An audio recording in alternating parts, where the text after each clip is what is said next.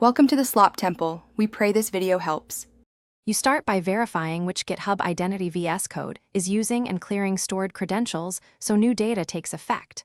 Open terminal and run git config global user.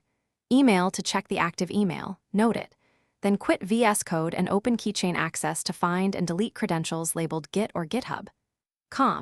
If you use SSH keys, list ~/ SSH and consider renaming or removing keys you no longer want. This prevents accidental authentication with the old account.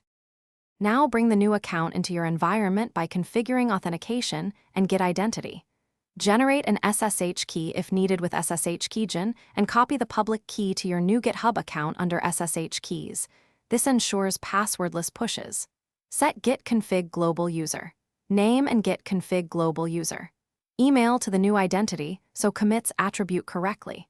Once keys and configs are in place, open Vscode and reload the window so the editor picks up the updated credentials, and finish by validating the switch.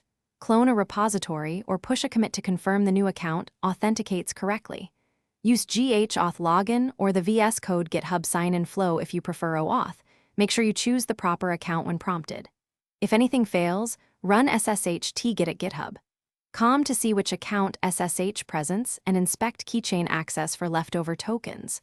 Once verification succeeds, your commits, pushes, and extensions will use the new GitHub account. Thanks for watching. Consider subscribing if we helped you.